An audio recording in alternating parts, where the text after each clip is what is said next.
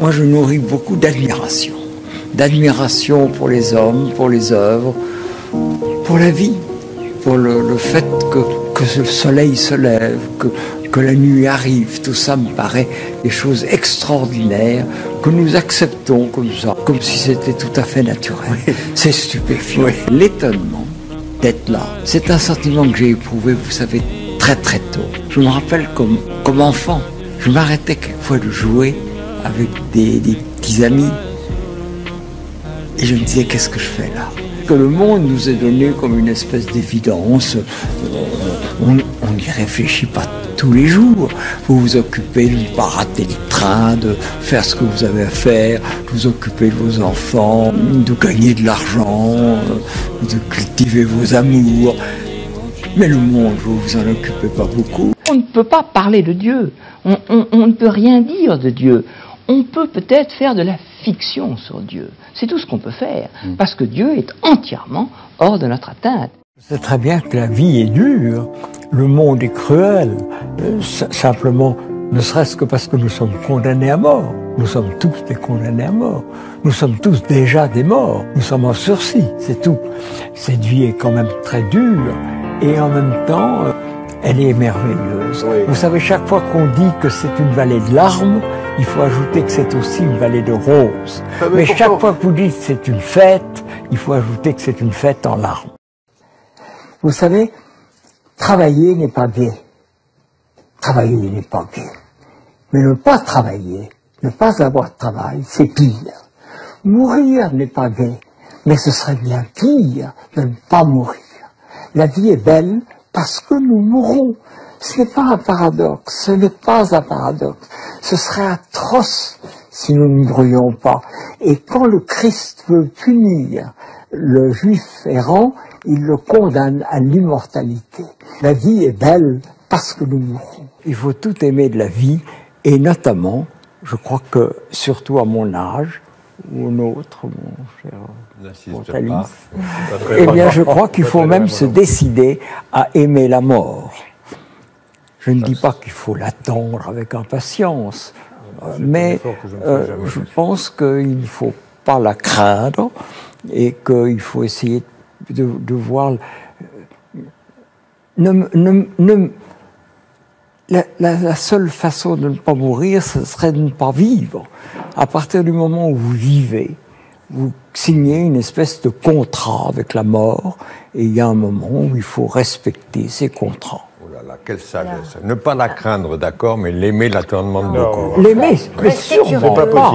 Mais sûrement pas. Nous n'aimons pas la mort, mais nous l'acceptons. Dieu existe, qu'aimeriez-vous? J'ai beaucoup aimé la vie. C'est vrai, j'ai beaucoup aimé la vie.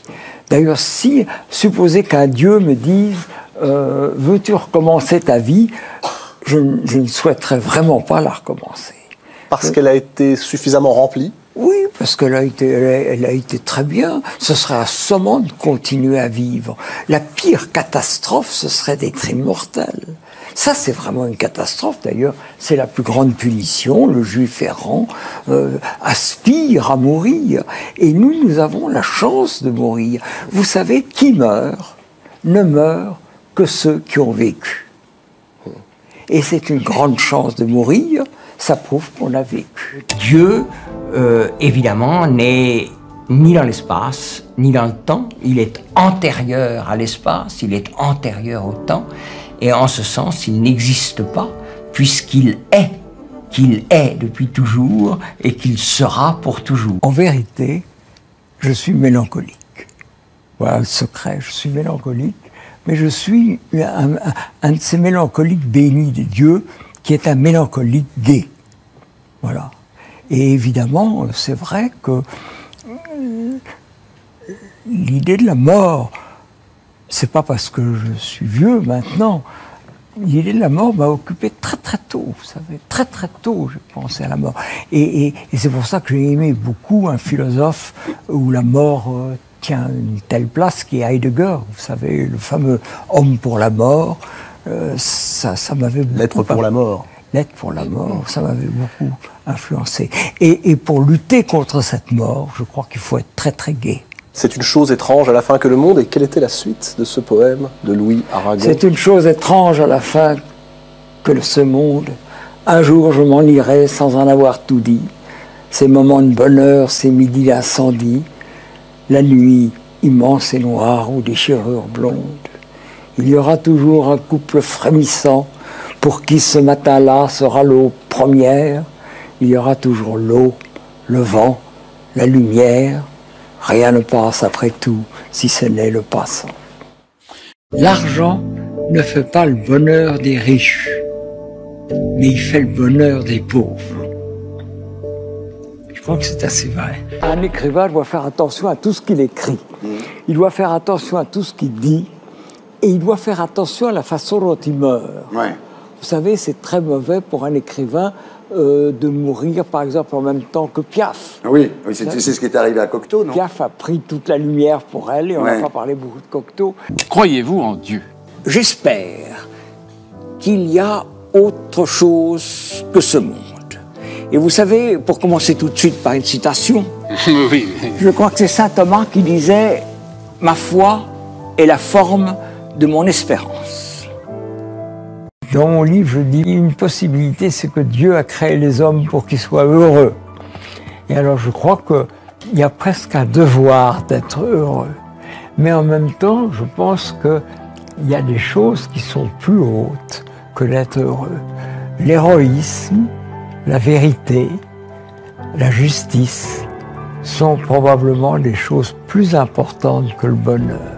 Écoutez, j'ai jamais cessé d'être heureux. Vous savez, il y a une phrase que j'ai souvent répétée, « Merci pour les roses, merci pour les épines ». La vie n'est pas une fête perpétuelle.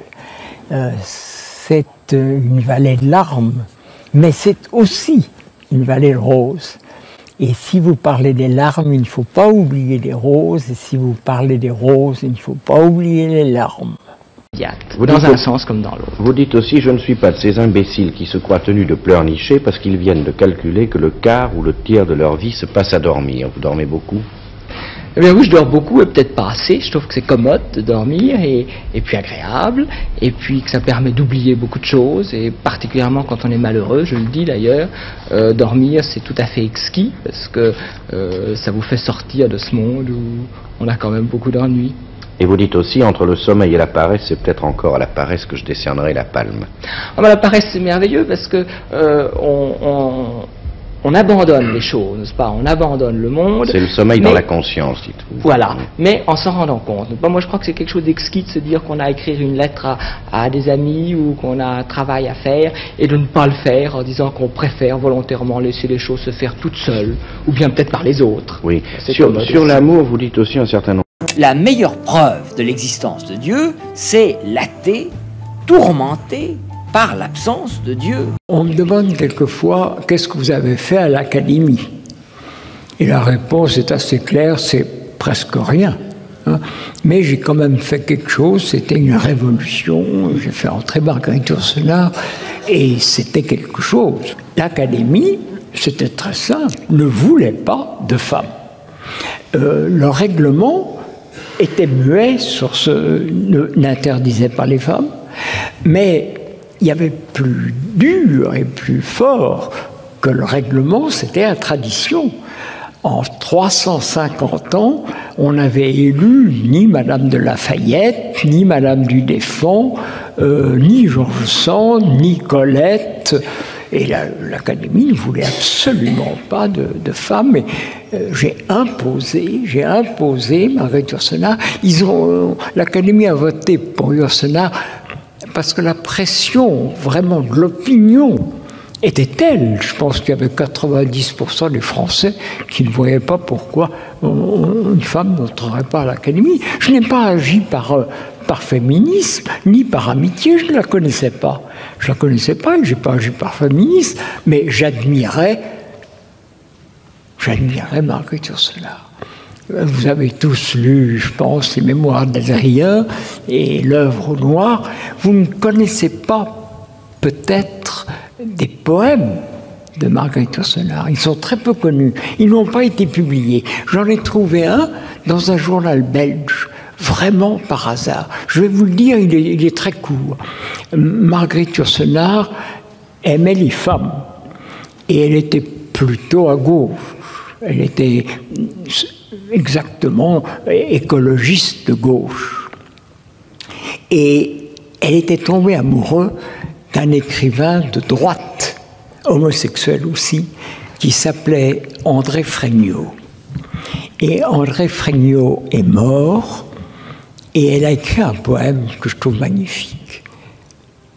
Vous ne saurez jamais que votre âme voyage comme au fond de mon cœur un doux cœur adopté, et que rien, ni le temps, d'autres amours, ni l'âge, ne feront jamais que vous n'ayez été. Que la beauté du monde a pris votre visage, qu'un peu de votre voix est passé dans mon chant. C'est pas bien? On ne sait pas que la vie est dure. Évidemment que la vie est dure. Les chagrins d'amour, c'est pénible. La maladie, c'est terrible. La mort de ceux qu'on aime, c'est terrible. Il y a une phrase de Goethe qui est admirable. Quelle qu'elle soit, la vie est belle. Quelle qu'elle soit. Naturellement, je sais bien qu'elle est dure et cruelle. Et je sais bien qu'elle finit par la mort. Mais c'est un bonheur de vivre. Dieu n'existe que parce que nous pensons à lui et parce que nous l'aimons. Et si aucun homme sur terre ne pensait plus à Dieu et n'aimait plus Dieu, on peut se demander ce que deviendrait Dieu. Sur 6 sujets, il y en a 4 qui me paraissent magnifiques. Le langage trahit-il la pensée? J'aurais naturellement défendu l'idée que le langage ne trahit pas la pensée, qu'il n'y a pas de pensée sans langage, que la pensée sans langage c'est des rêveries et qu'il faut le langage pour la pensée. L'objectivité de l'histoire suppose-t-elle l'impartialité de l'historien? C'est très beau aussi. J'aurais défendu l'idée que l'historien peut avoir des choix. Il faut qu'il soit honnête. Est-il absurde de désirer l'impossible? C'est tout le problème de l'utopie. Et sans utopie, nous entrons dans la barbarie. Il faut toujours souhaiter, espérer, réclamer l'impossible. Mais probablement le sujet que j'aurais choisi, c'est y a-t-il des questions auxquelles aucune science ne répond? Et alors comment vous auriez traité ce sujet? Eh bien, je pense que j'aurais d'abord dit que notre époque est dominée par la science, que la science a résolu la plupart de nos problèmes. Non seulement la science nous permet d'avoir la télévision, Internet, des voitures, des avions, qui s'écrasent quelquefois, mais enfin qui marchent quand même le plus souvent, mais elle nous livre pour la première fois depuis des milliers et des milliers d'années une réponse sur l'univers dans lequel nous vivons. Donc je crois à la science. Mais est-ce que la science peut répondre à toutes les questions qu'on se pose? Bien sûr que non. Il y a tout un pan de notre existence pour lequel la science ne fournit pas de réponse. L'amour, naturellement. Le bonheur. Vous n'allez pas... Il y a eu des tentatives de mesurer le bonheur. Ça m'a l'air tout à fait fictif. L'amour, le bonheur, la foi, naturellement, échappe à la science. Je ne crois pas beaucoup aux preuves. Je crois que plus beaucoup de personnes ne croient aux preuves de l'existence de Dieu. Mais je ne crois pas non plus aux preuves de l'inexistence de Dieu. La science ne nous donne pas de réponse dans ce domaine-là. Mais ce qui est le plus intéressant, c'est que la science elle-même, dans son propre domaine, se heurte à des limites. Dans le domaine majeur de la science, c'est-à-dire dans quel univers vivons-nous? Vous savez que la science nous mène jusqu'à l'origine de l'univers. Il y a 13 milliards 700 millions d'années. Mais elle ne peut pas atteindre les 3 premières secondes de l'univers. Là, il y a ce qu'on appelle le mur de Planck. On ne va pas entrer dans les détails, mais le mur de Planck interdit à la science elle-même d'aller jusqu'à l'origine du Big Bang. il y a là un domaine qui est fermé à la science par la science elle-même. Et je dirais aussi qu'il y a tout un domaine de la science, il faudrait se référer à Kant. La science ne peut parler que des phénomènes. Elle ne parle pas des choses en soi, de ce que Kant appelait les noumènes. Il y a là tout un domaine qui est fermé à la science.